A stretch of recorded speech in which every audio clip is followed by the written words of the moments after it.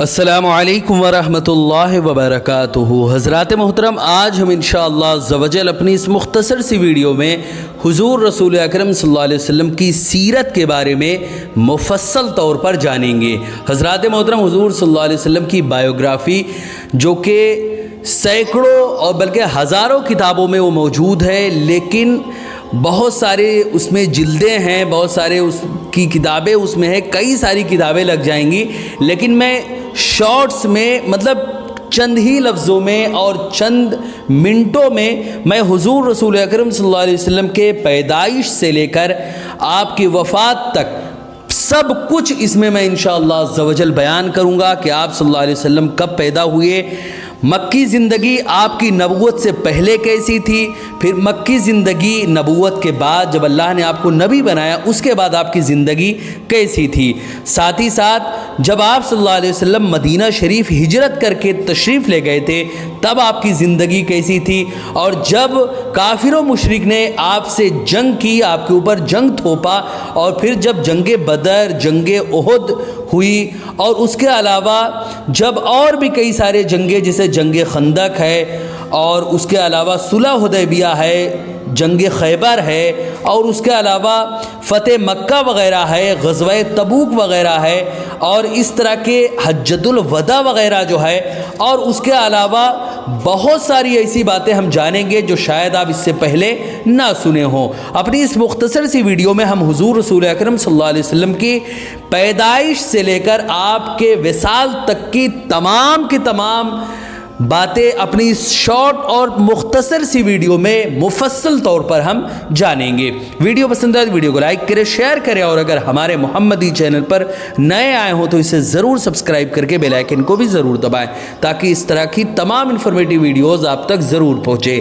حضرات محترم، ہماری یہ جو ویڈیو ہے، ہمارا جو یہ چینل ہے، اس کے علاوہ کچھ ہمارے اور بھی آفیشیل چینل ہیں یوٹیوب پر، جیسے مولانا سید سلمان محمدی دعوت رحمانی ایک چینل ہے، اسی طرح ایک اور چینل ہے دنیاوی معلومات کے لیے سلمان سید، اس کے علاوہ کچھ اور بھی ہمارے آفیشیل چینل ہیں۔ وہ تمام کے تمام چینل اس ویڈیو کے ڈسکرپشن میں ہیں، ان تمام چینلوں کی لنک آپ جائیں، ان تمام کے تمام چینل کو ہمارے سبسکرائب کریں۔ زیادہ سے زیادہ انفارمیٹیو اور اسلامک ویڈیوز کے لیے ہمارے ان تمام کے تمام چینل کو سبسکرائب کریں، ویڈیوز کو خود بھی دیکھیں، اپنے دوستوں احباب تک بھی ضرور شیئر کریں۔ حضرات محترم، انسان تمام مخلوقات میں سب سے افضل ہے، انبیاء تمام انسانوں میں افضل ہیں، اور محمد عربی صلی اللہ علیہ وسلم تمام انبیاء میں سب سے افضل ہیں، اسی لیے آپ کی سیرت تمام انسانوں کے لیے نمونہ اور رہنما ہے۔ آپ صلی اللہ علیہ وسلم کی حیات طیبہ اور سیرت مبارکہ آپ کی لائی ہوئی تعلیم کی طرح پاکیزہ اور روشن ہے۔ عام طور پر دنیا میں اخلاق اور قانون کے جو معلم اور مصلح پائے جاتے ہیں، اگر ان کی ذاتی زندگی میں جھانکیں تو ایک قسم کی مایوسی ہوتی ہے، کیونکہ ان کے قول اور عمل میں جو ہے وہ دو رنگی نظر آتی ہے، دونوں الگ الگ دکھتے ہیں، مگر محمد عربی صلی اللہ علیہ وسلم کی زندگی اخلاق اور قانون کی نہ صرف پابند ہے بلکہ ان کا مجسمہ ہے۔ چنانچہ حضرت عائشہ رضی اللہ تعالی عنہا آپ کے اخلاق کے بارے میں جب آپ سے پوچھا گیا تو صحابہ نے پوچھا تو انہوں نے فرمایا کہ ان کا اخلاق قرآن تھا۔ قرآن کو اگر نظریہ اگر نظریہ زندگی اور دستور حیات کہا جائے تو محمد عربی صلی اللہ علیہ وسلم کی سیرت نمونہ زندگی اور آئینہ حیات ہے، اس میں کہیں کوئی داغ نہیں ہے۔ اسی لیے اللہ تبارک و تعالیٰ نے آپ کو 4 ایسے اعزازات سے نوازا ہے جو دنیا کے کسی انسان کو نہیں حاصل ہوئے۔ پہلا کیا کہ اللہ تعالیٰ نے آپ کو اخلاق کے اعلیٰ رتبے پر فائز ہونے کی سند بیان دی اور سند اس کی عطا فرمائی ہے۔ اللہ رب العزت نے خود سورہ قلم میں واضح لفظوں میں ارشاد فرمایا وَإِنَّكَ لَعَلَىٰ خُلُقٍ عَظِيمٍ، اور بے شک ہم نے آپ کو اخلاق کے بلند مرتبے پر آپ کو فائز کیا ہے۔ اسی طرح دوسری یہ کہ اللہ نے آپ کے خاطر آپ کے ذکر کو بلند کیا۔ سورہ علم نشرہ میں اللہ رب العزت نے فرمایا وَرَفَعْنَا لَكَ ذِكْرَكَ، اور ہم نے آپ کے لیے آپ کا ذکر بلند کیا۔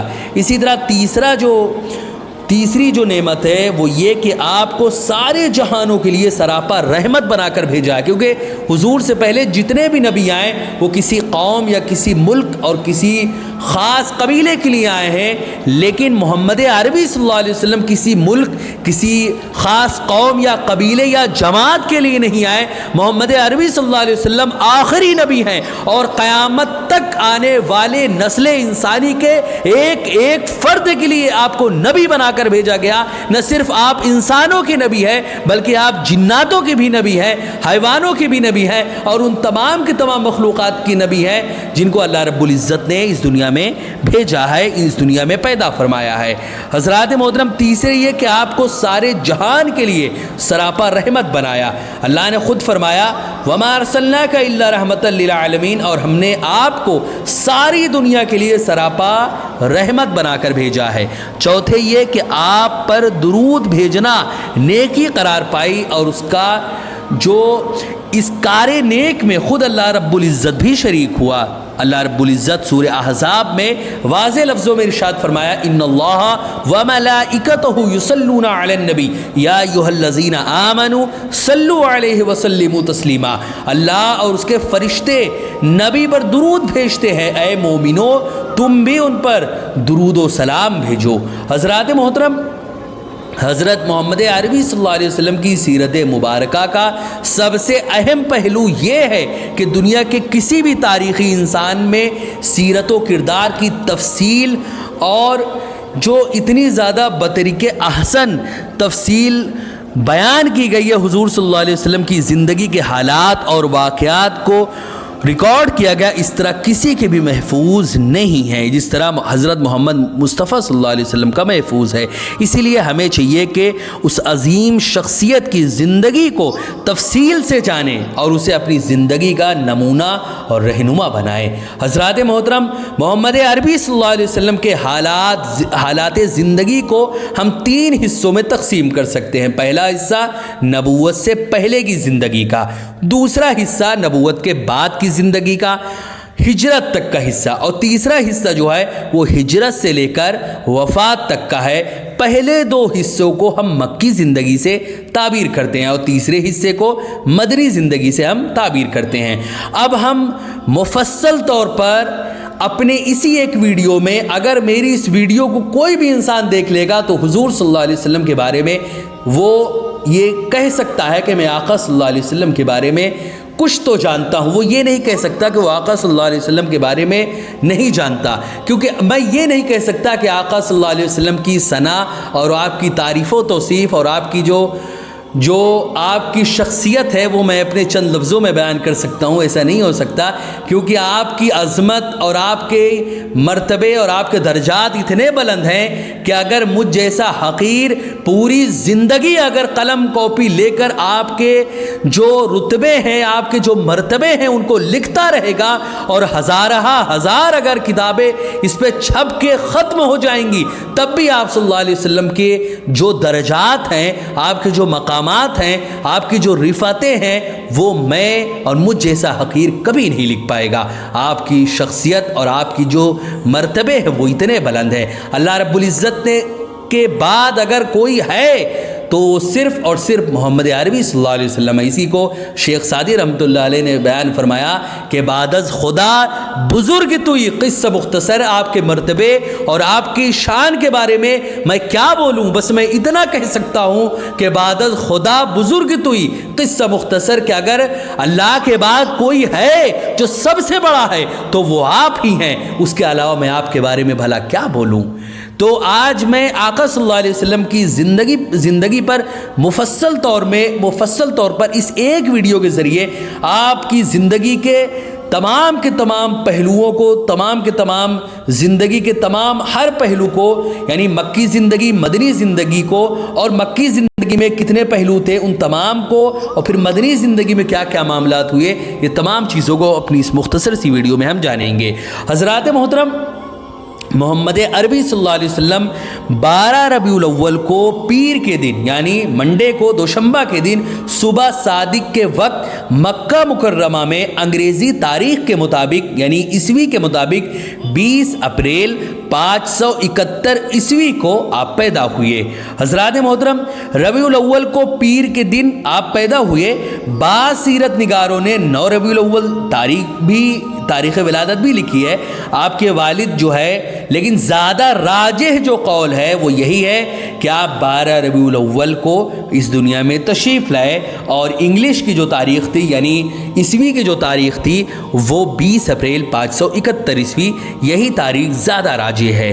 हज़रात मोहतरम, आपके वालिद हज़रत अब्दुल्ला रज़ी अल्लाह ताला अन्हो का आपकी पैदाइश से पहले ही इंतकाल हो चुका था और इसी तरह जो है सल्लल्लाहु अलैहि वसल्लम 6 साल के थे तो आपकी वालिदा मोहतरमा हज़रत आमिना रज़ी अल्लाह ताला अन्हा का भी इंतकाल हो गया था। इसी मुनासबत से बाद सीरत निगार आपको दुर्रे यतीम के लक़ब से भी याद करते हैं।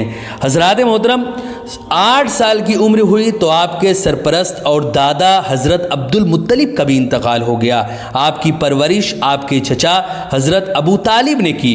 12 साल की उम्र में अबू तालिब के साथ आपने शाम का पहला यानी सीरिया का पहला तिजारती बिज़नेस के लिए जो ट्रैवल किया जाता है शाम सीरिया की, यानी पहला बिज़नेस पर्पस से जो आपका सफ़र था वो सीरिया के जानिब था, शाम की जानिब था, जो कि आप सल्लल्लाहु अलैहि वसल्लम ने अपने चचा अबू तालिब के साथ किया था। 15 साल की उम्र में आपने हल्फुल फजूल में शिरकत की, जिसमें यह मुआहिदा किया गया था कि हम लोग बाहर से आने वाले किसी भी बिजनेसमैन और ताजिर और उसके अलावा किसी के साथ जुल्म न होने देंगे। और 25 साल की उम्र में आपकी शादी जो है हज़रत खदीजा से हुई, जिनकी उम्र उस वक्त 40 साल थी। हज़रात मोहतरम, 35 साल की उम्र में हजर अस्वद को खाने काबा में फिट करने के मामले पर कुरैश में जब झगड़ा हो गया था उसका आपने तारीख़ी फ़ैसला फरमाया और 37 साल की उम्र से गारे हिरा में जाकर शब व रोज़ ज़िक्र व फ़िक्र और इबादत आपने शुरू कर दी थी। ये आपकी ज़िंदगी का जो अहम वाक़या हुआ है वो कितनी उम्र में क्या क्या हुआ वो आपने समाप्त किया। इसी तरह 40 साल की उम्र में 9 रबीउल अव्वल बरोज़ पीर आपको अल्लाह रब्बुल इज़्ज़त ने नबूवत से सरफराज फरमाया। मोहम्मद अरबी सल्लल्लाहु अलैहि वसल्लम की नबूवत से पहले की 40 साल ज़िंदगी अपने अंदर बड़ी मानवियत रखती है, क्योंकि उस अरसे में आप नबी नहीं थे, तब भी इंसानियत का आप नमूना थे। आपने कभी कोई ऐसा काम नहीं किया जो अखलाक व किरदार के मुनाफी हो, ना तो कभी आपने शराब पी, ना कोई बदकारी के करीब भटके, ना कभी जुआ खेला, ना किसी को मारा और ना किसी को गाली दी, ना कभी किसी का दिल दुखाया और ना कभी किसी बुत को सजदा किया और ना किसी मुशरिकाना रस्म में हिस्सा लिया, ना कभी किसी के साथ आपने अमानत में ख़यानत किया, बल्कि सादिक और अमीन तो आप पूरे मक्का में मशहूर थे कि मोहम्मद जो हैं वो सादिक और अमीन हैं। आप सल्लल्लाहु अलैहि वसल्लम ने किसी की अमानत में कभी ख़यानत नहीं की और ना कभी अपने बड़ों या छोटों से बदसलूकी की। इसीलिए नौजवानी के आलम में मक्का के बड़े और छोटे सब के सब आप सल्लल्लाहु अलैहि वसल्लम की इज़्ज़त और एहतराम करते थे। यहाँ तक कि आपको अमीन यानी सादिक और अमीन का लक़ब उस वक्त ही दिया गया था जबकि आपकी उम्र 30 साल थी। नबूवत के बाद ये सब नहीं दिया गया। नबूवत के बाद जब आपने ऐलान किया तब तो आप पर जुल्म व सितम के पहाड़ तोड़े गए। उसके पहले आपकी जो सिफतें थी वो देख देख कर 30 साल की उम्र में ही आपको सादिक और अमीन के लक़ब से मुलक़ब किया गया। जैसे कि सीरतुन नबी में इब्ने हिशाम ने लिखा है कि रसूल अकरम सल्लल्लाहु अलैहि वसल्लम इस हाल में जवान हुए कि अल्लाह ताला आपकी हिफाजत और निगरानी करता था और जाहिलियत की तमाम गंदगियों से आपको महफूज रखता था, क्योंकि अल्लाह चाहता था कि आपको रसूल बनाए और आपका इकराम करे। यहाँ तक कि आप जो है वो मर्दे कामिल हो गए और मुरव्वत और हुस्न अखलाक, हसब व नसब, बुर्दबारी, रास्तबाजी और सदाकत व अमानत में सबसे बढ़ गए। बुराई और अखलाक रज़ीला से दूर हो गए। यहाँ तक कि अल्लाह के अता करदा नेक अहवाल व आदात की बदौलत आप अपनी कौम में अमीन के लक़ब से भी मशहूर हो गए। हज़रात मोहतरम, आप सल्लल्लाहु अलैहि वसल्लम गरीबों की मदद करने, हाजतमंदों की ज़रूरत को पूरी करने, भूखों को खाना खिलाने, ننگوں کو کپڑا پہنانے اور دوسروں کی مصیبت میں کام آنے میں اپنی مثال آپ تھے۔ یہ آپ کی ایسی خوبی تھی جس کا اعتراف سب لوگ کرتے تھے۔ گویا آپ کی مثال اس سایہ دار اور پھلدار درخت کی تھی جو صحرا میں مسافروں کو راحت رسانی کرتا ہے۔ اسی لیے جب آپ صلی اللہ علیہ وسلم پر وحی نازل ہوئی اور آپ غار حرا سے اپنے گھر حضرت خدیجہ کے پاس آئے اور اپنے خوف کا تذکرہ کیا تو حضرت خدیجہ نے آپ کو یہ کہہ کر تسلی دی کہ آپ جو ہے یعنی اللہ آپ کو رسوا نہیں کرے گا، کیونکہ آپ صلح رحمی کرتے ہیں، مہمان نوازی کرتے ہیں، لوگوں کے بوجھ اٹھاتے ہیں، مصیبت کے دن کام آتے ہیں۔ یعنی وہ انسان جو معاشرے کے لیے اتنا مفید ہو اللہ اسے رسوا نہیں کر سکتا۔ جب آپ صلی اللہ علیہ وسلم کی نبوت کی اہل مکہ نے مخالفت کی تو آپ نے اپنی 40 سالہ پاکیزہ زندگی کا حوالہ دیا کہ اے لوگو، اس سے پہلے ایک بڑی عمر تمہارے درمیان میں گزار چکا ہوں، کیا اتنی سمجھ تم میں نہیں ہے؟ یعنی جس شخص کو کل تک صادق اور امین کہتے تھے آج اسی کو تم جھٹلانے کی ہمت کر رہے ہو۔ گویا نبوت سے پہلے کی زندگی بھی ایک آئیڈیل انسان کی زندگی تھی آپ کی۔ حضرات محترم، یہ تو ہو گئی نبوت کے پہلے کی زندگی۔ اب مکی زندگی جو نبوت ملنے کے بعد کی آپ کی تھی وہ بھی ذرا سماعت کریں۔ حضرات محترم، آپ صلی اللہ علیہ وسلم نبوت ملنے کے بعد آپ پر پوری دنیا کی ہدایت و رہنمائی کی ذمہ داری آ پڑی۔ اس ذمہ داری کو نبھانے کے لیے اللہ تعالیٰ نے آپ کے سینہ اطہر کو صاف کیا اور آپ کی اپنے فیضان خاص سے تربیت فرمائی، اور دوسری طرف آپ صلی اللہ علیہ وسلم کو حکم ہوا کہ اللہ کے دین کی طرف لوگوں کو حکمت اور اس کے علاوہ نصیحت کے ساتھ دعوت دے۔ چنانچہ آپ نے پوری ہمت اور بصیرت کے ساتھ فریضہ دعوت کو انجام دینا شروع کیا۔ مکہ میں آپ صلی اللہ علیہ وسلم کی دعوت اور اس کے اثرات کو سمجھنے کے لیے ہم جو ہے ان تمام چیزوں کو مختلف ادوار میں تقسیم کر کے آپ کے سامنے پیش کرتے ہیں۔ پہلا دور جو ہے وہ آغاز نبوت سے لے کر 3 سالوں تک۔ اس دور میں آپ نے اپنے اہل خانہ کو، اپنے گھر والوں کو، اپنے خاندان، گھر اور خاندان والوں کو اسلام کی دعوت دی اور خفیہ طور پر ہر اس شخص کو اللہ کا پیغام پہنچایا جس کو آپ اپنا قریب اور ہمدرد سمجھتے تھے۔ آپ نے ارقم نامی ایک صحابی کے گھر دار ارقم کو اپنی دعوت کا مرکز بنایا اور وہاں ایمان لانے والوں کی تعلیم کا انتظام کیا۔ اس عرصے میں 40 لوگ مسلمان ہو گئے۔ دوسرا دور جو تھا وہ 3 سال سے لے کر 5ویں سال تک کا ہے۔ اس دور میں آپ نے اپنی نبوت کا اعلان کیا اور صفا کی پہاڑی پر چڑھ کر ہر خاص و عام کو اللہ کے دین کی طرف جو ہے آپ نے بلایا۔ اس دور میں آپ کی مخالفت شروع ہوئی، آپ صلی اللہ علیہ وسلم کا مذاق اڑایا گیا، یہاں تک کہ آپ صلی اللہ علیہ وسلم کے چچا ابو لہب نے آپ کی سب سے آگے بڑھ کر مخالفت کی اور بیہودہ باتیں کہی۔ کفار نے آپ پر طرح طرح کے الزامات لگائے۔ آپ صلی اللہ علیہ وسلم کو جادوگر، مجنون، شاعر، کاہن اور نہ جانے کیا کچھ کہا گیا۔ آپ صلی اللہ علیہ وسلم کو گالیاں بھی دی۔ آپ جب کہیں اسلام کی دعوت دینے جاتے تو اس کے علاوہ گنڈا آپ کے پیچھے لگا دیے جاتے جو یہ کہتا کہ اس کی بات نہ سنو، یہ دیوانہ ہے، آپ یہ پاگل ہو چکا ہے۔ آپ کی دعوت کا راستہ روکنے کی ساری تدبیریں کی گئی اور آپ کے کمزور ساتھیوں کو ستایا جانے لگا۔ حضرت بلال، حضرت یاسر اور ان کا خاندان اور ان جیسے بہت سے لوگ ظلم و ستم کا نشانہ بنے۔ حضرات محترم، تیسرا دور جو ہے وہ 5 نبوی سے لے کر 10 نبوی تک، یعنی نبوت ملنے کے 5 سال کے بعد سے لے کر 10 سالوں تک کا ہے۔ یہ دور آپ صلی اللہ علیہ وسلم اور آپ کے اصحاب اور اہل خانہ کے لیے بہت سخت تھا۔ آپ صلی اللہ علیہ وسلم کی دعوت کو اعلانیہ روکا جاتا تھا، آپ صلی اللہ علیہ وسلم کو ستایا جاتا تھا، آپ کے ساتھیوں پر ہر طریقے کا ظلم اٹھایا جاتا تھا۔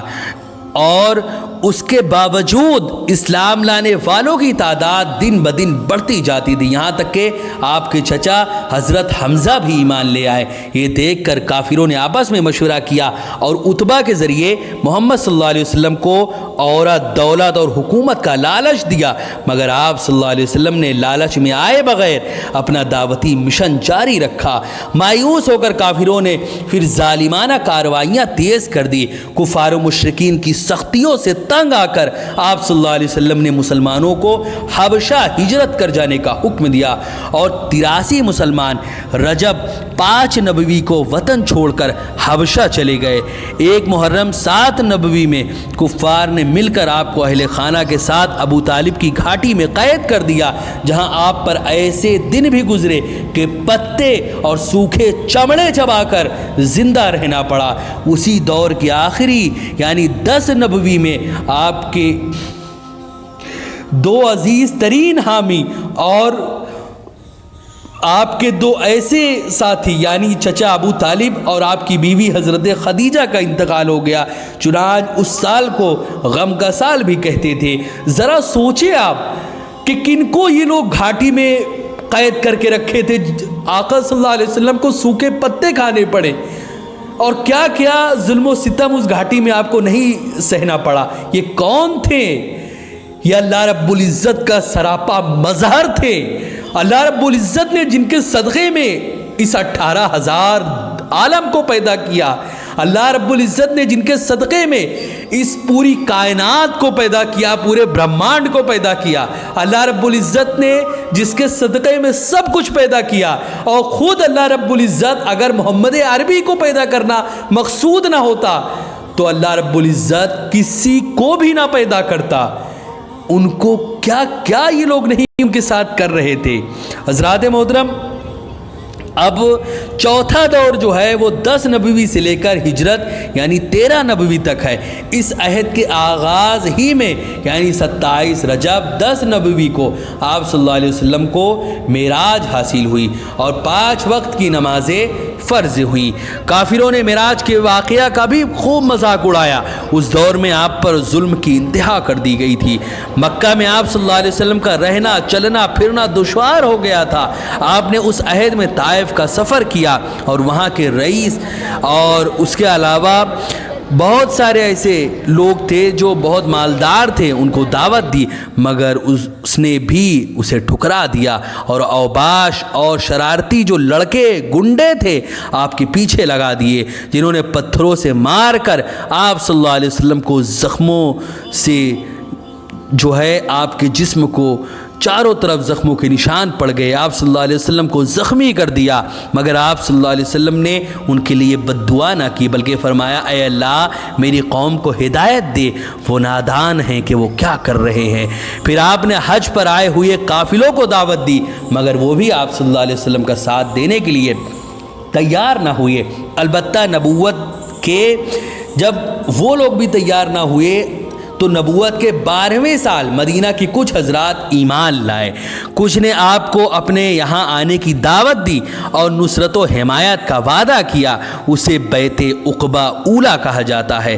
اگلے سال حج پر آئے ہوئے مدینہ کے 72 افراد نے قبول اسلام کیا اور آپ صلی اللہ علیہ وسلم کی نصرت کا وعدہ کیا، اسے بیعت عقبہ ثانیہ کہا جاتا ہے۔ ادھر مکہ والوں نے آپ صلی اللہ علیہ وسلم کو قتل کرنے کی سازش کی اور یہ مشورہ کیا کہ ہر قبیلہ کا نوجوان اپنی تلوار لے کر آئے اور محمد صلی اللہ علیہ وسلم کو ایک مرتبہ حملہ کر کے ختم کر دے تاکہ بنی ہاشم سارے مکہ والوں سے انتقام نہ لے سکے، مگر اللہ نے اس سازش سے آپ صلی اللہ علیہ وسلم کو باخبر کر دیا اور آپ مکہ سے مدینہ ہجرت کر گئے۔ حضرات محترم، ان تمام حالات کا اللہ کے رسول صلی اللہ علیہ وسلم نے ہمت، بصیرت، حکمت اور صبر کے ساتھ مقابلہ کیا اور دین کی دعوت کا کوئی موقع ہاتھ سے جانے نہ دیا۔ حضرات محترم، بہت سے ایسے موقع بھی آئے کہ کفار نے آپس میں مشورہ کر کے آپ سے مصالحت کی کوشش کی اور آپ کے چچا ابو طالب کے ذریعے سے آپ کو پیغام بھجوایا تاکہ کسی طرح آپ بت پرستی کی مخالفت کرنے اور اسلام کی دعوت دینے سے باز آئیں، مگر آپ صلی اللہ علیہ وسلم کسی دباؤ دھوس اور مصالحت میں آئے بغیر صراط مستقیم پر چلتے رہے، اور آپ صلی اللہ علیہ وسلم نے کسی سے بدلہ نہیں لیا اور کبھی جھکے اور دبے نہیں، اور وہ یہ کہے کہ اللہ کے علاوہ میں کسی کے سامنے نہیں جھکوں گا۔ اس بات کو قرآن مجید میں یوں کہا گیا، یہ تو چاہتے ہیں کہ کچھ جو ہے مداہنت کرو، تو یہ بھی یعنی آپ صلی اللہ علیہ وسلم کے بارے میں کیا کہا گیا؟ ان کافروں کے اس رویے کے بارے میں کہا گیا کہ یہ تو چاہتے ہیں، یعنی یہ کافر تو چاہتے ہیں کہ کچھ مداہنت کرو، تو یہ بھی کریں، ہرگز نہ دبو کسی ایسے شخص سے جو بہت قسمیں کھانے والا اور بے وقات آدمی ہے۔ حضرات محترم، بلکہ مکہ کی مظلومانہ زندگی میں آپ صلی اللہ علیہ وسلم نے مظلوموں کا حق دلایا اور ظالموں کو ظلم سے باز رہنے کی ہدایت کی، مگر اپنے اوپر کیے گئے مظالم کا آپ صلی اللہ علیہ وسلم نے بدلہ نہیں لیا اور نہ اپنے کریمانہ اخلاق سے نیچے اتر کر کسی کے ساتھ بدسلوکی کا معاملہ کیا۔ محترم، جس وقت آپ صلی اللہ علیہ وسلم مکہ چھوڑ کر مدینہ ہجرت فرما رہے تھے، اس وقت مکہ کے لوگ ہاتھ میں تلوار لیے قاتل بن کر آپ کے گھر کو گھیرے ہوئے تھے، اور آپ کا معاملہ یہ تھا کہ آپ صلی اللہ علیہ وسلم نے حضرت علی کو بلا کر کفار مکہ کی رکھی ہوئی امانتیں ان کے سپرد کی اور فرمایا صبح ہو کر ان کے مالکوں کو پہنچا دینا، جب صبح ہو تو ان امانتوں کو ان کے مالک کو پہنچا دینا، اور آپ حضرت ابو بکر کے ساتھ مکہ سے مدینہ کے لیے 27 صفر 13 نبوی کو بروز جمعرات نکل پڑے۔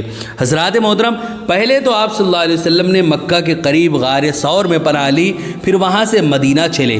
مدینہ سے پہلے قباء میں 3 روز قیام فرمایا، پھر مدینہ پہنچے جہاں مردوں، عورتوں اور بچوں نے آپ صلی اللہ علیہ وسلم کا زبردست استقبال کیا، اور ان کی زبانوں پر خوشی کے ترانے تھے۔ کیا ترانے تھے؟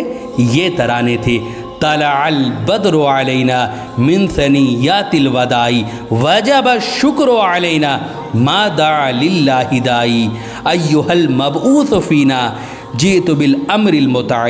یہاں سے انسانی تاریخ کا ایک نیا باب، نیا چیپٹر شروع ہوتا ہے، اور وہ تاریخ ہے ہجرت کی تاریخ۔ اسی دن سے ہجرت کی تاریخ کی شروعات ہوتی ہے جو کہ قیامت تک جاری رہے گی، اور آج کی جو تاریخ ہے وہ 1447 ہجری چل رہی ہے۔ حضرات محترم، آج 2025 میں 1447 جو ہے وہ چل رہی ہے۔ حضرات محترم، اب مدنی زندگی کیا ہے، ذرا وہ بھی اچھے سے سمجھیں کہ مدنی زندگی کیا ہے۔ مدینہ میں آپ صلی اللہ علیہ وسلم کو عزت اور قدر کی نگاہ سے دیکھا گیا۔ آپ صلی اللہ علیہ وسلم کے مہاجر صحابہ کے ساتھ بھی اچھا سلوک کیا گیا، اور آپ صلی اللہ علیہ وسلم کو مہمان بنانے کی ہر شخص نے کوشش کی، مگر آپ صلی اللہ علیہ وسلم نے فرمایا میری اونٹنی جہاں اللہ کے حکم سے بیٹھ جائے گی وہیں قیام کروں گا۔ چنانچہ وہ اونٹنی حضرت ابو ایوب انصاری رضی اللہ تعالی عنہ کے گھر کے پاس بیٹھ گئی، اور آپ ان کے مہمان ہوئے۔ حضرات محترم، مدینہ میں آپ صلی اللہ علیہ وسلم نے سب سے پہلا کام یہ کیا کہ مسجد نبوی کی بنیاد ڈالی، تاکہ مسلمان ایک جگہ 5 وقت جمع ہو کر اللہ رب العزت کی عبادت کرے۔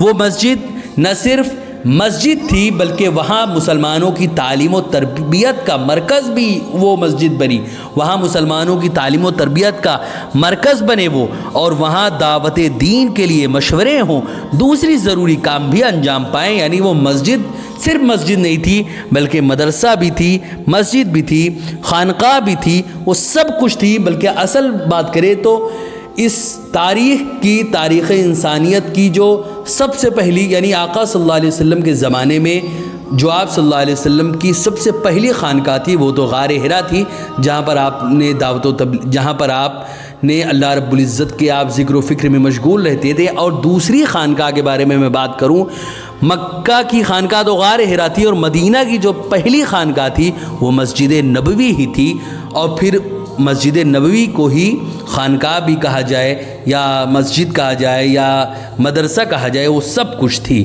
حضرات محترم، اس کے علاوہ پھر آپ نے مکہ سے آئے ہوئے مہاجرین اور مدینہ کے انصار میں بھائی چارگی کرائی، یعنی ایک کو دوسرے کا بھائی بنایا، تاکہ اسلامی برادری کا کو تقویت ملے اور سب مل جل کر روحانی اور سماجی زندگی کی تعمیر میں حصہ لے سکے اور مہاجرین کو اپنا وطن چھوڑنے کا احساس بھی کم ہو۔ مواخات کے پہلے اجتماع میں تقریباً 90 افراد شریک تھے۔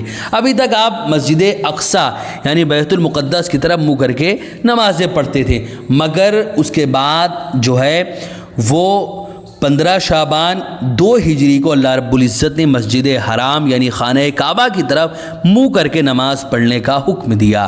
حضرات محترم، وہ قرآن کی آیت جو ہے سورہ بقرہ کی آیت ہے، اللہ نے فرمایا فَوَلِّ وَجْهَكَ شَطْرَ الْمَسْجِدِ الْحَرَامِ، تو تم مسجد حرام کی طرف منہ پھیر لو۔ چنانچہ آپ صلی اللہ علیہ وسلم نے نماز ہی کی حالت میں اپنا جو قبلہ ہے وہ بدل لیا، یعنی مسجد اقصی سے منہ پھیر کر مسجد حرام کی طرف کر لیا۔ حضرات محترم، اس وقت آپ مسجد قبلتین میں نماز ادا فرما رہے تھے۔ تحویل قبلہ کے بعد مسجد نبوی میں قبلہ اول کی طرف دیوار اور اس کے متصل جو جگہ تھی وہ ان غریب صحابہ کے لیے چھوڑ دی گئی جن کا کوئی ٹھکانہ نہ تھا، اور وہاں وہ تعلیم و تربیت حاصل کرتے تھے، جس کو اصحاب یعنی ان کے لیے اس جگہ کو چھوڑ دی گئی۔ یہ جگہ صفہ کے نام سے مشہور ہوئی اور اس جگہ کو اصحاب صفہ یعنی وہاں پہ جو لوگ بیٹھتے تھے ان کو اصحاب صفہ کہا جانے لگا۔ حضرات محترم، اس کے کچھ ہی دنوں بعد یعنی رمضان 2 ہجری میں اللہ رب العزت نے روزہ، زکوٰۃ اور جہاد کو فرض کیا، اور اسی سال آپ صلی اللہ علیہ وسلم نے پہلی مرتبہ نماز عید الفطر ادا فرمائی۔ یہ عید جو ہے جنگ بدر کی کامیابی کے بعد ادا کی گئی، اسی لیے مسلمانوں کی خوشی اور مسرت دو بالا تھی۔ اس کے 2 مہینے بعد رسول اکرم صلی اللہ علیہ وسلم نے عید الاضحیٰ کی نماز پڑھائی، اور قربانی کی یہ اسلام میں عید الاضحیٰ کی پہلی نماز تھی۔ اسی سال محمد عربی صلی اللہ علیہ وسلم نے اپنی چھوٹی صاحبزادی حضرت فاطمہ کا نکاح حضرت علی رضی اللہ تعالیٰ عنہ کے ساتھ کر دیا تھا۔ حضرات محترم، دوسری طرف آپ صلی اللہ علیہ وسلم نے مدینہ اور اس کے بسنے والے لوگوں خاص طور پر یہودیوں سے معاہدے کیے تاکہ پرامن طور پر مدینہ میں اسلامی معاشرہ اور ریاست قائم ہو سکے اور بیرونی حملہ آوروں کا مل جل کر مقابلہ کیا جا سکے۔ اس سلسلے میں آپ صلی اللہ علیہ وسلم نے دفعات پر مشتمل ایک دستور بھی تحریر فرمایا۔ بقول ڈاکٹر حمید اللہ، یہ دنیا کا سب سے پہلا تحریری دستور مملکت تھا۔ حضرات محترم، اسی کے ساتھ آپ صلی اللہ علیہ وسلم نے آس پاس کی آبادیوں میں اسلام کی دعوت کا کام اپنے اصحاب کے ذریعے کرنا شروع کر دیا، جس سے اسلام لوگوں کے دروازوں اور دلوں تک پہنچنے لگا۔ بہت سے لوگ مسلمان ہوئے، بہت سے لوگ دور دراز سے وفد کی شکل میں آپ صلی اللہ علیہ وسلم کے پاس آئے اور مشرف با اسلام ہو کر اپنے قبیلوں میں واپس جا کر اسلام کی دعوت کی توسیع و اشاعت میں حصہ لیتے۔ اس کے علاوہ مشرکوں سے چھوٹے چھوٹے معرکے بھی ہوئے، جیسے غزوہ بنو قینقاع، غزوہ سویق، غزوہ غطفان، غزوہ نجران وغیرہ۔ لیکن جو سب سے اہم غزوہ جو ہے وہ جنگ بدر ہے۔ حضرات محترم، مدینہ میں اسلام کی ترویج و اشاعت اور مسلمانوں کی عزت افزائی دیکھ کر مکہ کے مشرک جو ہے وہ بوکھلاک ہے۔ انہوں نے مدینہ کے سرداروں کو مشورہ دیا کہ وہ مسلمانوں کو نکال کر باہر کر دیں۔ انہوں نے دھمکیاں بھی دی، اگر وہ ایسا نہیں کریں گے تو ان کو خانہ کعبہ میں داخل ہونے نہیں دیا جائے گا۔ اس کے جواب میں مدینہ کے شرفاء نے کہا کہ اگر مکہ میں ان کو داخل ہونے سے روکا گیا تو وہ مکہ کے تجارتی قافلوں کو شام کے لیے مدینہ سے گزرنے نہیں دیں گے۔ اس جواب سے مایوس ہو کر کفار مکہ نے مسلمانوں کے خلاف خود ہی محاذ جنگ کھول دیا، راہزنی، چھاپہ ماری کی کاروائیاں شروع کر دی، جگہ جگہ گھات لگا کر بیٹھنے لگے اور مسلمانوں کو قتل کرنے لگے، پریشان کرنے لگے۔ مگر رسول اکرم صلی اللہ علیہ وسلم کے مقرر کردہ گشتی دستوں نے ان کی چالوں کو ناکام بنا دیا۔ قریش نے ایک بڑی جنگ کی تیاری کی پیش نظر شام کی طرف تجارتی قافلہ روانہ کیا تاکہ اس کی آمدنی سے اخراجات جنگ برداشت کیے جا سکے۔ محمد عربی صلی اللہ علیہ وسلم نے اس قافلے کو روکنے کا فیصلہ فرمایا۔ وہ قافلہ اگرچہ بچ نکلا، مگر اس کی حفاظت کے لیے کفار نے جو جنگی دستہ بھیجا تھا اس کا بدر کے مقام پر مسلمانوں سے مقابلہ ہوا۔ یہ اسلام اور کفر کی پہلی جنگ تھی جو 17 رمضان 2 ہجری میں لڑی گئی۔ اس میں ایک طرف 313 صرف مسلمان، نہتے مسلمان، کسی کے ہاتھ میں لاٹھی، کسی کے ہاتھ میں ڈنڈا اور کوئی خالی ہاتھ، اور دوسری طرف 1000 کفار تھے، مگر ضرب ایمانی نے 70 کفار کو خاک و خون میں لٹا دیا اور اتنے ہی قید کر لیے گئے۔ حضرات محترم، قتل کیے جانے والوں میں کفار کے بڑے بڑے سردار جیسے ابو جہل، عتبہ، شیبہ، ولید وغیرہ شامل تھے۔ مسلمان صرف 14 شہید ہوئے اور اس سے اسلام کا سکہ بیٹھ گیا۔ اسی لیے اس دن کو جو ہے وہ قرآن میں یوم الفرقان یعنی حق و باطل میں فیصلے کا دن کہا گیا۔ حضرات محترم، دوسری جو سب سے اہم جنگ ہے وہ جنگ احد ہے۔ اتنی بڑی تعداد میں مشرکین کے مارے جانے پر مکہ میں کوہرام مچ گیا اور اس کا بدلہ لینے کے لیے کافروں نے زور و شور سے تیاریاں شروع کر دی۔ ابو سفیان کا لایا ہوا مال تجارت اور منافع کے ساتھ دار الندوہ میں موجود تھا۔ منافع کی رقم 50,000 دینار کو اگلی جنگ کے لیے کفار نے محفوظ کر لیا۔ چنانچہ اگلے سال 3 ہجری کو وہ 3000 کا لشکر لے کر مدینہ کی طرف بڑھے۔ ان کی عورتیں شہوت انگیز گیت گا کر حوصلے بڑھا رہی تھی۔ ان میں پیش ابو سفیان کی بیوی ہندہ تھی۔ حضرات محترم، محمد صلی اللہ علیہ وسلم نے صحابہ کے مشورے سے مدینہ کے باہر احد کے مقام پر ان کا مقابلہ کیا، مگر مسلمانوں کے 1000 لشکر سے 300 منافقین ساتھ چھوڑ گئے۔ پھر بھی آپ نے حملہ آور کا مقابلہ کیا اور پہلے حملے میں دشمن کے پاؤں اکھڑ گئے۔ دشمن بھاگ کھڑے ہوئے تو مسلمان مال غنیمت لوٹنے لگے اور وہ 50 تیر انداز بھی 12 افراد کے علاوہ اپنے دفاعی محاذ سے ہٹ گئے جہاں ان کو نبی کریم صلی اللہ علیہ وسلم نے مقرر فرمایا تھا۔ یہ دیکھ کر دشمن راستہ جو ہے صاف پا کر راستہ بدل کر واپس آئے، مسلمانوں پر حملہ کر کے ان کو منتشر کر دیا۔ اسی میں رسول اکرم صلی اللہ علیہ وسلم کے دندان مبارک شہید ہوئے اور وہ بہت سے صحابہ بھی شہید ہو گئے۔ اس میں رسول اکرم صلی اللہ علیہ وسلم کے چچا حضرت حمزہ بھی تھے۔ پھر وہ بھاگ کھڑے ہوئے۔ مسلمانوں نے حمراء الاسد تک ان کا تعاقب کیا تاکہ دشمن دوبارہ مدینہ پر حملہ کرنے کی جرت نہ کر سکے۔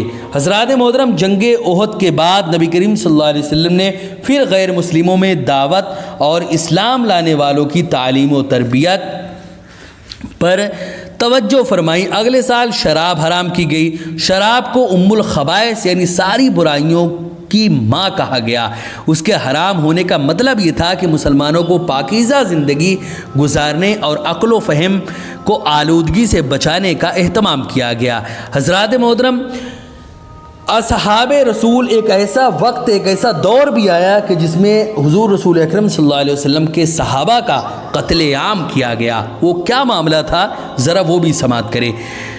معاملہ یہ تھا کہ 4 ہجری میں قبیلہ عدل اور اس کے علاوہ قارہ کے کچھ لوگ حضور رسول اکرم صلی اللہ علیہ وسلم کے پاس یہ درخواست لے کر حاضر ہوئے کہ ہمارے قبیلے نے اسلام قبول کر لیا ہے، ان کی تعلیم کے لیے آپ اپنے ساتھیوں کو بھیج دیجئے۔ چنانچہ حضور صلی اللہ علیہ وسلم نے اپنے 10 ساتھیوں کو ان کے ساتھ تعلیم قرآن کے لیے بھیجا، مگر مقام رجیع پر پہنچ کر 7 صحابہ کو دھوکہ دے کر ان لوگوں نے شہید کر دیا۔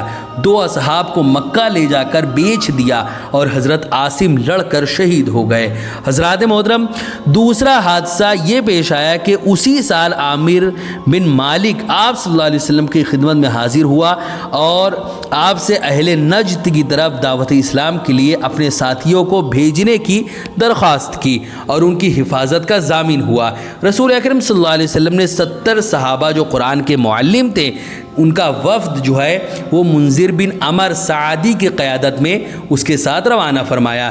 بیر معونہ کے مقام پر ان 70 صحابہ کو بھی عامر بن مالک کے بھتیجے عامر بن طفیل نے دھوکہ دے کر قتل کر دیا اور ان میں صرف کعب بن زید ہی زندہ بچے تھے۔ اس سال آس پاس کے قبائل سے چھوٹے چھوٹے کئی معرکے ہوئے، مثلاً غزوہ بنی نصیر، غزوہ ذات الرقاع، غزوہ بدر موعود وغیرہ وغیرہ۔ اس کے بعد جو سب سے اہم جنگ لڑی گئی وہ جنگ خندق، جس کو جنگ احزاب بھی بولا جاتا ہے۔ حضرات محترم محمد عربی صلی اللہ علیہ وسلم نے بنی نصیر کے یہودیوں کو ان کی غداری اور رسول اکرم صلی اللہ علیہ وسلم کے قتل کی سازش کی بنا پر مدینہ سے نکال کر باہر کر دیا۔ ان لوگوں نے انتقام لینے کے لیے مکہ کے سرداروں اور قبیلہ غطفان کے سرداروں کو آمادہ کیا کہ وہ مدینہ پر حملہ کریں اور یہودی ان کا ساتھ دیں گے۔ چنانچہ 5 ہجری میں 10,000 کا لشکر لے کر کفار مکہ نے مدینہ پر چڑھائی کی اور ان کے ساتھ قبیلہ غطفان کا لشکر بھی شامل ہوا۔ ادھر بنو قریظہ کی یہودی غداری کر کے دشمن سے مل گئے۔ رسول اکرم صلی اللہ علیہ وسلم نے حضرت سلمان رضی اللہ تعالیٰ عنہ کے مشورے سے مدینہ کے گرد خندق کھود کر مقابلہ کرنے کا فیصلہ کیا۔ حضرات محترم اکا دکا جھڑپوں کے علاوہ باقاعدہ جنگ نہیں ہوئی۔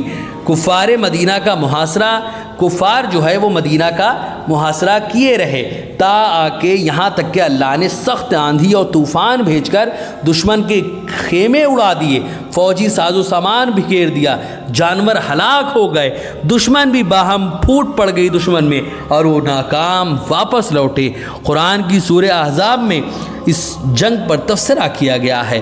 حضرات محترم کفار سے راحت ملی تو جب کفار سے کسی طرح راحت ملی تو نبی کریم صلی اللہ علیہ وسلم نے بنو قریظہ کو ان کی غداری کے سبب کیفر کردار تک پہنچایا۔ اسی سال آیت حجاب یعنی پردہ کے احکام نازل ہوئے۔ اسی سال غزوہ بنی مستلق سے واپسی پر منافقوں نے ام المومنین حضرت عائشہ رضی اللہ تعالیٰ عنہ پر تہمت لگائی، جس کی برات میں اللہ رب العزت نے سورہ نور میں آیتیں نازل فرمائیں۔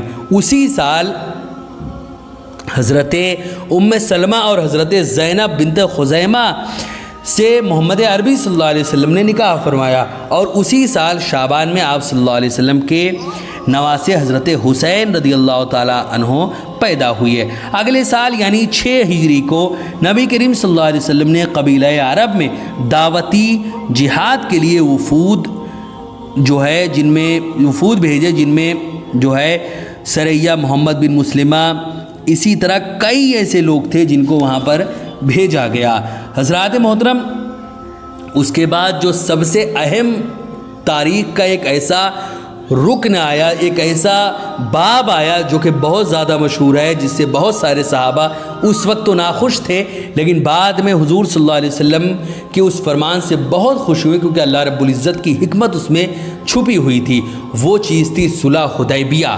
حضرات محترم اسی سال یعنی 1 ذی القعدہ 6 ہجری کو آپ صلی اللہ علیہ وسلم عمرہ کا ارادہ کر کے تقریباً 1400 ساتھیوں کے ساتھ مکہ مکرمہ کے لیے روانہ ہوئے۔ سامان سفر کے علاوہ مختصر سامان نے جنگ ساتھ لیا۔ لڑنے کا ارادہ نہ تھا۔ مکہ سے 9 میل دور مقام حدیبیہ پر پڑاؤ ڈالا۔ دوسری طرف کفار مکہ نے طے کر لیا کہ آپ صلی اللہ علیہ وسلم کو مکہ میں داخل نہیں ہونے دیں گے اور آپ سے لڑنے پر آمادہ ہو گئے، بلکہ رات کے وقت چھپ کر چھاپے بھی مارے جن کو صحابہ نے ناکام بنا دیا۔ آپ نے اہل مکہ کو حضرت عثمان کے ذریعے پیغام بھیجا کہ ہم لڑنے نہیں صرف عمرہ کرنے آئے ہیں، اور مکہ میں گھر سے کمزور مسلمانوں کو خوشخبری دی کہ عنقریب اللہ فتح دے گا۔ حضرت عثمان غنی کو مکہ والوں نے روک لیا۔ ادھر حضرت عثمان کے قتل کیے جانے کی خبر پھیل گئی۔ تب رسول اکرم صلی اللہ علیہ وسلم نے حضرت عثمان کا بدلہ لینے اور راہ خدا میں آخر دم تک لڑنے کے لیے مسلمانوں سے ایک درخت کے نیچے بیعت لی، جس کا تذکرہ سورہ فتح میں ہے۔ بعد میں حضرت عثمان آ گئے اور کفار اس بیعت سے خوفزدہ ہو کر مصالحت کرنے آ گئے۔ چنانچہ وہی کفار مکہ اور آپ صلی اللہ علیہ وسلم کے درمیان تاریخی صلح ہوئی جو صلح حدیبیہ کے نام سے مشہور ہے۔ صلح حدیبیہ کی جو شرطیں تھیں وہ یہ تھیں۔ 10 سال تک، پہلی شرط کیا تھی کہ 10 سال تک دونوں فریق میں لڑائی بند رہے گی۔ دوسرا، قریش کا جو آدمی بغیر اجازت مدینہ جائے گا واپس کر دیا جائے گا اگرچہ وہ مسلمان ہو۔ تیسرا، جو مسلمان مدینہ سے مکہ آئے گا واپس نہیں کیا جائے گا۔ چوتھی شرط تھی دونوں فریق ایک دوسرے پر تلوار نہیں اٹھائیں گے نہ خیانت کریں گے۔ پانچویں تھی محمد صلی اللہ علیہ وسلم اس سال واپس جائیں گے، اگلے سال آئیں گے اور 3 दिन رہ کر عمرہ کریں گے، تلوار کے علاوہ کوئی ہتھیار ساتھ نہیں لائیں گے۔ چھٹی شرط تھی دوسرے قبائل کو اختیار ہے کہ وہ جس فریق کا چاہے حلیف بن جائے۔ حضرات محترم بظاہر مسلمانوں نے دب کر صلح کی تھی، مگر محمد عربی صلی اللہ علیہ وسلم کی نگاہ نبوت نے اس فتح کو دیکھ لیا تھا جو اس کے بعد آنے والی تھی۔ چنانچہ آپ صلی اللہ علیہ وسلم نے قربانی کی سر مڈایا اور واپس مدینہ تشریف لے گئے۔ اس صلح کے بعد جو ہے سورہ فتح نازل ہوئی جس میں کھلی ہوئی فتح کی بشارت تھی۔ محمد صلی اللہ علیہ وسلم نے پرامن ماحول پا کر دعوت دین کی مہم تیز کر دی۔ ایک طرف تو دعوتی وفود کے ذریعے آپ نے تمام عرب میں اسلام کا پیغام عام کر دیا، دوسری طرف عرب و عجم کے حکمرانوں اور بادشاہوں کے نام خطوط لکھ کر ان کو اسلام کی طرف راغب کیا۔ ان خطوط کا تذکرہ جو ہے وہ کئی سارے بڑی بڑی کتابوں میں موجود ہے۔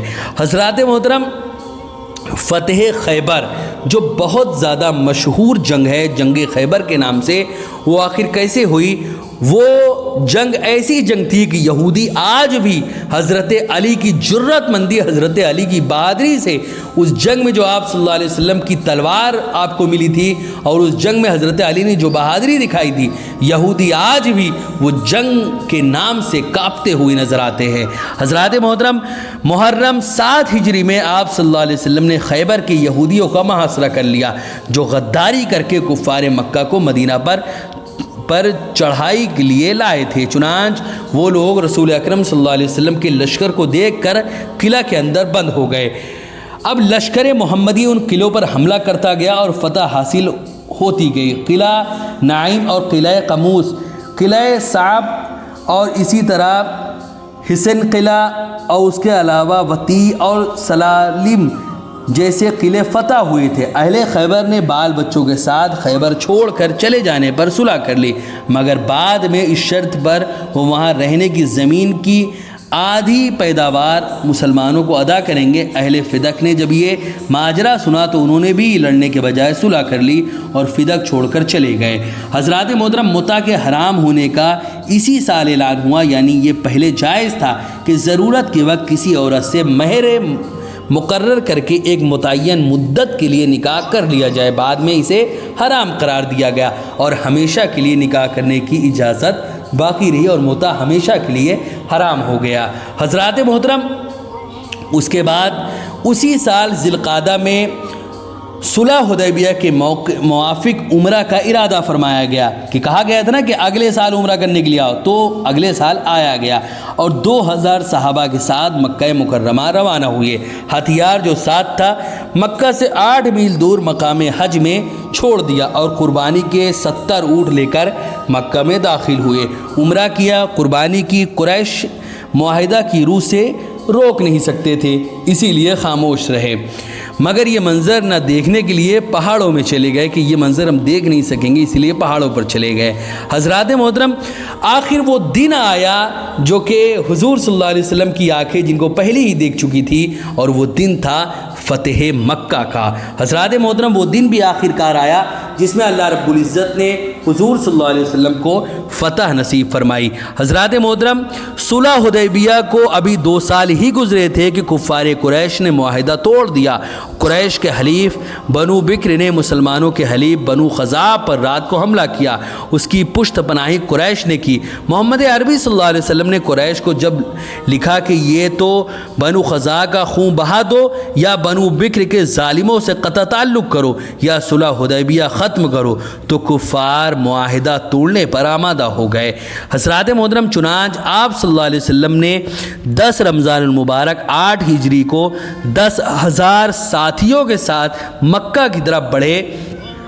کفار کو معلوم ہوا تو وہ ہکا بکا رہ گئے۔ ان کے سردار ابو سفیان نے راستے میں آ کر محمد صلی اللہ علیہ وسلم کے پاس حاضری دی اور امان طلب کی، اسلام لائے اور واپس گئے۔ آپ نے فرمایا جس نے ابو سفیان کے گھر میں پناہ لی، جس نے بیت اللہ میں پناہ لی، یا جو اپنا دروازہ بند کر لے، سب مامون ہیں۔ ابو سفیان واپس جا کر یہ اعلان کر دیا، سب لوگ بھاگ بھاگ کر پناہ لینے لگے۔ قریش کے بعض اوباشوں نے مقابلہ کیا تو عبرتناک انجام سے دوچار ہوئے۔ تب سرکار دو عالم صلی اللہ علیہ وسلم فاتحانہ خانہ کعبہ میں داخل ہوئے۔ کعبہ کا طواف کیا اس طرح کہ آپ کا سر عاجزی سے جھکا ہوا، آپ کی زبان پر سورہ فتح کی آیات اور آپ کے ساتھیوں پر مسرت اور شادمانی کے آثار تھے۔ آپ کے ساتھیوں نے کعبہ کو بتوں سے پاک کیا اور آپ نے خانہ کعبہ کے دروازے پر خطبہ دیا اور اپنے دشمنوں کو یہ کہہ کر معاف کر دیا کہ لا تثریب علیکم الیوم فاذهبوا انتم الطلقاء، آج تمہارے اوپر کوئی الزام نہیں، کوئی مواخذہ نہیں، جاؤ آج تم سب کے سب جنہوں نے مجھ پر ظلم کیا، جنہوں نے مجھ پر زیادتی کی، میرے گھر والوں کو مارا پیٹا، میرے رشتہ داروں کو مارا پیٹا، مسلمانوں کو مارا کاٹا، جنہوں نے بھی کچھ بھی ظلم و زیادتی کی ہے، آج میں ان کو معاف کرتا ہوں، جاؤ تم سب کے سب آزاد ہو۔ فتح مکہ کے بعد تمام عرب محمد عربی صلی اللہ علیہ وسلم اور ان کے ساتھیوں کے زیر نگی تھا، اس لیے آپ نے ان تمام علاقوں میں اسلامی حکومت کو مستحکم کرنے کے لیے گورنر مقرر فرمائے اور ان علاقوں سے صدقات اور زکوٰۃ وصول کرنے کے لیے عاملین مقرر فرمائے۔ اس طرح جزیرہ عرب اسلامی ریاست کا حصہ بن گیا اور وہاں اسلامی قوانین جاری ہو گئے۔ جن قبائل نے سرکشی اور غداری کی جرات کی ان کو قانون کے مطابق سزا دی گئی اور باقی قبائل کو اسلام کے دعوتی دستوں نے اطاعت و فرما برداری پر آمادہ کیا۔ حضرات محترم، اس کے بعد ایک اور اہم جنگ ہوئی جس کو غزوہ تبوک کے نام سے بھی جانا جاتا ہے۔ حضرات محترم، رجب 9 ہجری کو یہ اطلاع ملی کہ روم کا بادشاہ ہرقل مسلمانوں پر حملہ کی تیاری کر رہا ہے اور وہ لشکر کے ساتھ آگے بڑھ رہا ہے۔ چنانچہ آپ صلی اللہ علیہ وسلم نے اپنے ساتھیوں کو جنگ کی تیاری کا حکم دیا۔ گرمی کے دن تھے، فصل پک رہی تھی، منافقین بہانہ بنا کر رہ گئے، مگر مسلمانوں نے رسول اکرم صلی اللہ علیہ وسلم کی آواز پر لبیک کہا اور لشکر اسلام روانہ ہو کر مقام تبوک پہنچ گیا۔ دشمن مرعوب ہو کر واپس چلے گئے، مگر آس پاس کے قبائل نے یا تو اسلام قبول کیا یا صلح کر لی، اور اس کے بعد دمت الجندل پر ہرقل کا فرمان روا ہو کر گرفتار ہوا اور اس نے صلح کر کے اپنی جان بچائی۔ حضرات محترم، جب محمد عربی صلی اللہ علیہ وسلم غزوہ تبوک سے مدینہ واپس لوٹے تو منافقین نے اسلام کو نقصان پہنچانے اور مسلمانوں کے خلاف سازش کرنے کے لیے مسجد زرار بنائی، یعنی جب آپ صلی اللہ علیہ وسلم واپس لوٹے تو مسجد زرار بنا رکھی تھی، آپ صلی اللہ علیہ وسلم نے اسے مسمار کرا دیا۔ قرآن میں اس کی طرف یوں اشارہ کیا گیا کہ کچھ لوگ ہیں جنہوں نے ایک مسجد بنائی اس غرض کے لیے کہ نقصان پہنچائیں اور کفر کریں اور اہل ایمان میں پھوٹ ڈالیں، اور اس شخص کے لیے جو ہے وہ کمین گاہ بنائے جو اس سے پہلے اللہ اس کے رسول کے خلاف برسر پیکار رہ چکا ہے۔ وہ ضرور قسمیں کھا کر کہیں گے ہمارا ارادہ صرف بھلائی کا تھا، مگر اللہ گواہ ہے کہ وہ لوگ قطعی جھوٹے ہیں۔ حضرات محترم، اسی سال حبشہ کے بادشاہ نجاشی کا انتقال ہوا اور آپ نے غائبانہ نماز جنازہ پڑھی۔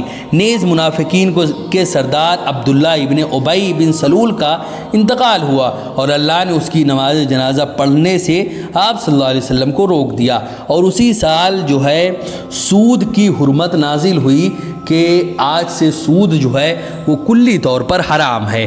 حضرات محترم، اس کے بعد اسلام کی جڑیں اتنی مضبوط ہو گئیں کہ قبائل عرب خود ہی وفد کی شکل میں آ کر مسلمان ہونے لگے۔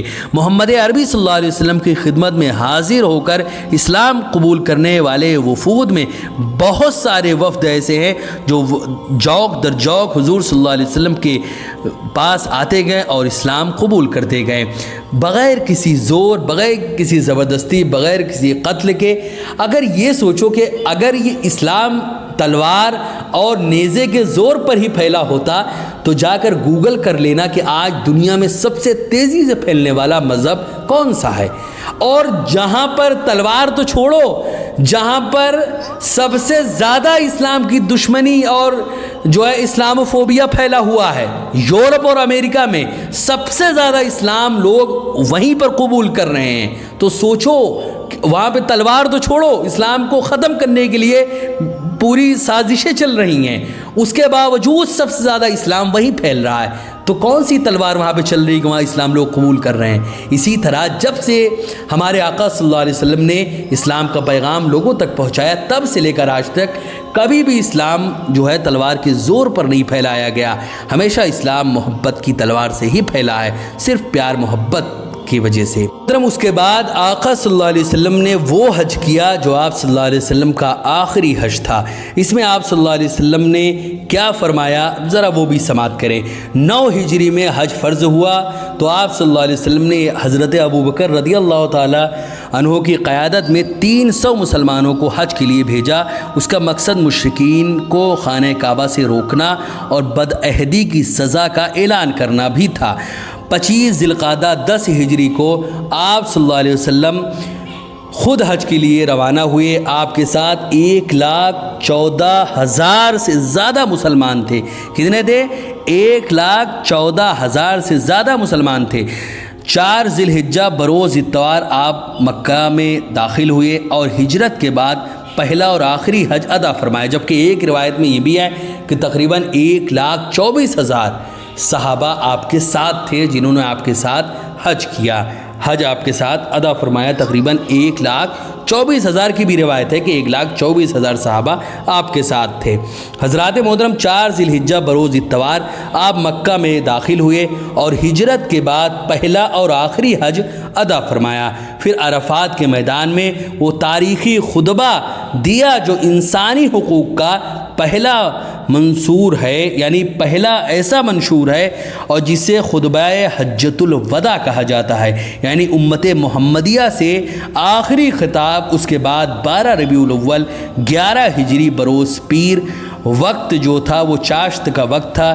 7 جون 632 عیسوی آپ کا وصال ہوا اور آپ کے حجرے میں ہی آپ کی تدفین ہوئی، جو آج مسجد نبوی کے اندر ہے۔ اب انسان گزرا ہے جس کو مرزا غلام احمد قادیانی ہے، اور اس نے نبوت کا دعوے دار بھی یہ رہا، اور کیا کیا ہوا۔ اب ختم نبوت پہ میں ایک چند لفظوں میں کچھ بات بتاؤں۔ اللہ رب العزت نے محمد عربی صلی اللہ علیہ وسلم اپنے دین کو مکمل کر دیا۔ حضور صلی اللہ علیہ وسلم نے آخری حج کیا، دین مکمل ہو گیا، اور آپ کو ختم رسول بنا کر سلسلہ رسالت کو بند کر دیا۔ گویا قرآن آخری کتاب، اسلام آخری دین، اور محمد عربی صلی اللہ علیہ وسلم آخری رسول ہے، اور آپ صلی اللہ علیہ وسلم کے بعد کوئی نبی اور رسول اللہ کی طرف سے نہیں آئے گا۔ آپ کے بعد جو بھی رسول یا نبی ہونے کا دعویٰ کرے وہ جھوٹا اور کافر ہے۔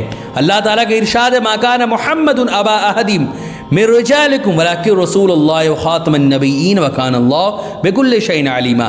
محمد صلی اللہ علیہ وسلم تمہارے مردوں میں سے کسی کے باپ نہیں ہیں، مگر وہ اللہ کے رسول اور خاتم النبیین ہیں، اور اللہ جو ہے وہ ہر چیز کا علم رکھنے والا ہے۔ حضرات محترم یہاں خاتم النبیین کا لفظ آیا ہے جس کے معنی ہے نبوت کی تکمیل کرنے والا اور سلسلہ نبوت کو ختم کرنے والا۔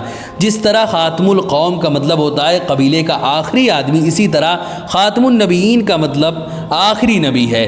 خود محمد عربی صلی اللہ علیہ وسلم نے بہت سے موقع پر صاف لفظوں میں فرمایا کہ میں آخری نبی ہوں، میرے بعد کوئی نبی آنے والا نہیں ہے۔ چنانچہ آپ صلی اللہ علیہ وسلم نے ایک مرتبہ فرمایا، میری اور مجھ سے پہلے گزرے ہوئے انبیاء کی مثال ایسی ہے جیسے ایک شخص نے ایک عمارت بنائی اور خوب حسین و جمیل بنائی، مگر ایک کونے میں ایک اینٹ کی جگہ چھوڑ دی۔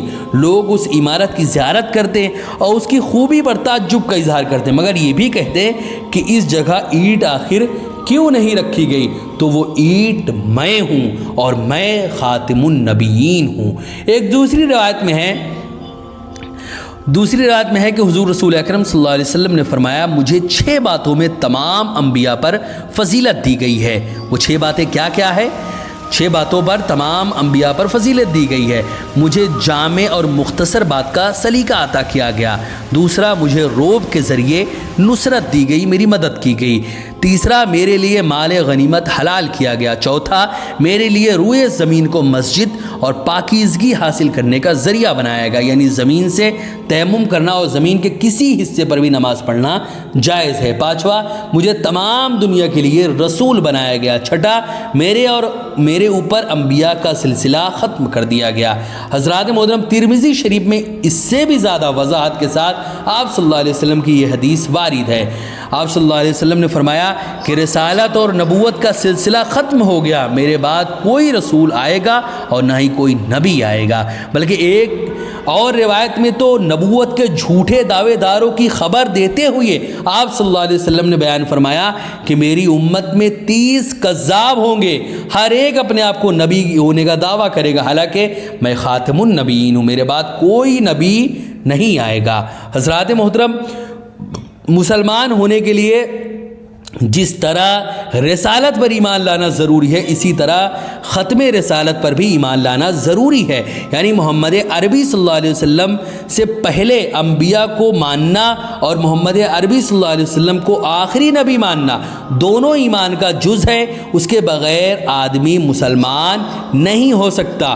غور کرنے کی بات یہ ہے کہ محمد عربی صلی اللہ علیہ وسلم کے بعد کسی اور نبی کی ضرورت کیا ہے؟ آخر عام طور پر کسی قوم میں نبی بھیجنے کی ضرورت 4 وجہوں سے ہوتی ہے۔ پہلی اول یہ کہ اس قوم میں کوئی نبی نہ آیا ہو، دوسری جگہ بھیجے گئے ہو، نبی کی تعلیم بھی اس قوم تک نہ پہنچی ہو، دوم یہ کہ پچھلے نبی کی تعلیم بھلا دی گئی ہو یا اس میں تحریف و ترمیم کر دی گئی ہو اور اس کی اصل تعلیم کی پہچان مشکل ہو، تیسری یہ کہ پچھلے نبی کی تعلیم نامکمل ہو اور اس کی تعلیم کے لیے آنے والے نبی کی ضرورت ہو، چوتھی نبی کو اپنے ساتھ کسی اور نبی سے مدد لینے کی ضرورت ہو۔ حضرات محترم محمد عربی صلی اللہ علیہ وسلم کے بعد ان میں سے کوئی ضرورت باقی نہیں ہے رہی، کیونکہ نبی صلی اللہ علیہ وسلم پوری دنیا کے لیے نبی بنا کر بھیجے گئے تھے اور آپ صلی اللہ علیہ وسلم کی تعلیم جو ہے وہ عرب و عجم ہر جگہ پھیل چکی ہے۔ آپ کی تعلیم پورے طور پر محفوظ ہے، نہ تو اس میں حذف و اضافہ کیا گیا اور نہ اسے بھلایا گیا، بلکہ یہ بھی آپ کا معجزہ ہے کہ آپ کی زندگی کا ہر قابل ذکر واقعہ آپ کی سنت کا جو ہے آپ کی زندگی کا ہر کوئی بھی واقعہ ہو اور آپ کی سیرت کا چھوٹا سے چھوٹا حصہ بھی محدثین، سیرت نگار اور علماء امت نے نہایت اہتمام کے ساتھ محفوظ رکھا ہے۔ پھر یہ کہ آپ کی تعلیم نامکمل بھی نہیں، بلکہ خود اللہ رب العزت نے آپ کے وصال سے قبل دین اسلام مکمل کیے جانے کا اعلان فرمایا ہے، الیوم اکملت لکم دینکم واتممت علیکم نعمتی وردیت لکم الاسلام دینا۔ حضرات محترم اللہ نے فرمایا آج میں نے تمہارے دین کو تمہارے لیے مکمل کر دیا اور اپنی نعمت تم پر تمام کر دی اور تمہارے لیے اسلام کو تمہارے دین کی حیثیت سے قبول کر لیا۔ حضرات محترم یہ دین اسلام اس حد تک مکمل ہے کہ نہ تو اس میں کوئی اضافہ کیا جا سکتا ہے اور نہ اس میں کوئی کمی کی جا سکتی ہے۔ نیز یہ کہ اگر محمد عربی صلی اللہ علیہ وسلم کو دعوت دین میں مدد کے لیے کسی نبی کی ضرورت پیش نہ آئی تو آپ کے بعد کسی نبی کا کیا سوال پیدا ہوتا ہے؟ اگر کسی نبی کی ضرورت ہوتی تو جس طرح حضرت عیسیٰ نے محمد عربی کے آنے کی بشارت دی، اسی طرح آپ صلی اللہ علیہ وسلم بھی آنے والے نبی کی بشارت دے کر جاتے۔ جب امت میں بگاڑ آ جائے، فتنہ فساد رونما ہو جائے، لوگ عمل سے غافل ہو جائیں، مشرکانہ رسموں میں گرفتار ہو جائیں، تو نبی کی تعلیم کے مطابق امت کی اصلاح کی ذمہ داری علماء، صلحاء، مصلحین کی ہوتی ہے، جن کا وجود ہر زمانے میں رہے گا، قیامت تک یہ ہوتے رہیں گے اور وہ پیغام نبوت کو لے کر چلتے رہیں گے۔ یعنی مصلح، مجدد، معلم، مربی، داعی اور اس طرح کے جتنے مبلغ ہر زمانے میں ہوں گے، لیکن نبی نہ آقا صلی اللہ علیہ وسلم کے بعد نہ کبھی ہوا ہے اور نہ ہی کبھی ہوگا، کیونکہ آپ صلی اللہ علیہ وسلم آخری نبی ہے۔ امت کے تمام صحابہ، تابعین، علماء، صالحین اس بات پر اتفاق ہے سب کا کہ محمد عربی صلی اللہ علیہ وسلم کے بعد کوئی نبی نہیں آئے گا۔ جو بھی نبوت کا دعویٰ کرے گا وہ جھوٹا، کافر، ملعون ہے، اس کا اتباع کرنے والا بھی کافر و ملعون ہوگا، اسلام سے اس کا کچھ تعلق نہیں ہوگا۔ حضرات محترم امام ابو حنیفہ کے زمانے زمانے میں ایک شخص نے نبوت کا دعویٰ کیا اور کہا مجھے موقع دو کہ میں اپنی نبوت کے دلائل پیش کروں، اس پر امام نے فرمایا جو شخص اس سے نبوت کی کوئی علامت طلب کرے گا وہ بھی کافر ہو جائے گا، کیونکہ نبی صلی اللہ علیہ وسلم فرما چکے ہیں کہ لا نبی بعدی، میرے بعد کوئی نبی نہیں آئے گا۔ تو اس سے سوال دلائل کی ضرورت ہی نہیں ہے۔ موجودہ زمانے میں پنجاب سے مرزا، یعنی ابھی کچھ عرصہ پہلے پنجاب میں جو ہے مرزا غلام احمد قادیانی نے بھی نبوت کا دعویٰ کیا، چنانچہ وہ بھی اسلام سے خارج ہے اور اس کے ماننے والے بھی اسلام سے خارج ہیں۔ حضرات محترم، آپ صلی اللہ علیہ وسلم نے حجۃ الوداع جب فرمایا تو اس میں بہت ساری چیزوں کی تعلیم فرمائی، اور آپ کا یہ آخری حج تھا۔ آپ صلی اللہ علیہ وسلم نے اس میں عورتوں کے ساتھ عورتوں کے حقوق کے لیے بھی بڑے واضح لفظوں میں بیان فرمایا کہ عورتوں کے حقوق کو ادا کرو۔ آپ صلی اللہ علیہ وسلم نے یہ بھی فرمایا کہ کسی عرب کو کسی عجم پر فضیلت نہیں، اور کسی عجم کو کسی عرب پر فضیلت نہیں، یعنی نہ عربی کسی عجمی سے افضل ہے اور نہ کوئی عجمی کسی عربی سے افضل ہے، نہ کوئی گورا کسی کالے سے افضل ہے، نہ کوئی کالا کسی گورے سے افضل ہے۔ دنیا کا ہر انسان برابر ہے، عمل کے لحاظ سے کوئی چھوٹا یا بڑا ہوتا ہے تو عمل کے لحاظ سے ہی انسان چھوٹا بڑا ہوتا ہے۔ یہی اسلام کی تعلیم کی ہی وجہ سے آج دنیا میں سب سے تیزی سے اسلام پھیل رہا ہے، کیونکہ اسلام میں سب برابر ہیں، چاہے وہ ارب پتی ہو، چاہے کوئی راستے میں چلنے والا بھکاری ہو، مسجد میں جائے گا تو وہ ایک ساتھ کھڑے ہو کر نماز پڑھیں گے، اور باہر بھی آیا تو اسلام کی نظر سے دیکھے تو ان دونوں میں کوئی فرق نہیں، بلکہ عمل کے لحاظ سے وہ بھکاری اس ارب پتی سے بڑا ہو سکتا ہے۔ یہ ہے اسلام کی تعلیم، اور اسی اسلام کی تعلیم کی وجہ سے آج پوری دنیا میں سب سے تیزی کے ساتھ اسلام پھیلتا ہوا نظر آ رہا ہے۔ حضرات محترم، یہ محمد عربی صلی اللہ علیہ وسلم کی سیرت پر مختصر سا 1 گھنٹے کچھ منٹ کا میں نے آپ کے سامنے جو یہ بیان پیش کیا، اس کو اگر آپ خود بھی دیکھیں گے اور سنیں گے اور اپنے دوستوں احباب تک بھی پہنچائیں گے تو آپ کو بہت ساری باتیں انشاءاللہ عز و جل حضور صلی اللہ علیہ وسلم کی پیدائش سے لے کر آپ صلی اللہ علیہ وسلم کی وفات تک بہت ساری باتیں آپ سمجھ جائیں گے۔ حضرات محترم، ویڈیو پسند آئے تو ویڈیو کو لائک کریں، شیئر کریں، اور اگر ہمارے محمدی چینل پر نئے آئے ہوں تو اسے ضرور سبسکرائب کر کے بیل آئیکن کو بھی ضرور دبائیں تاکہ اس طرح کی تمام انفارمیٹیو ویڈیوز آپ تک ضرور پہنچے۔ حضرات محترم، ہمارا جیسے یہ محمدی چینل ہے، ایسے ہی کچھ ہمارے اور بھی آفیشیل چینل ہیں، جیسے مولانا سید سلمان محمدی، اسی طرح ہمارا ایک اور چینل ہے دعوت رحمانی، اسی طرح ہماری دنیاوی معلومات کے لیے ایک اور چینل ہے سلمان سید۔ اس کے علاوہ کچھ اور بھی آفیشیل چینل ہیں جو اس ویڈیو کے ڈسکرپشن میں ہے، ان تمام چینل کے لنکس آپ جائیں، ان تمام چینل کو سبسکرائب کریں اور ان ویڈیوز کو خود بھی دیکھیں اور اپنے دوستوں احباب اور رشتہ داروں تک بھی ضرور شیئر کریں۔ السلام علیکم ورحمۃ اللہ وبرکاتہ۔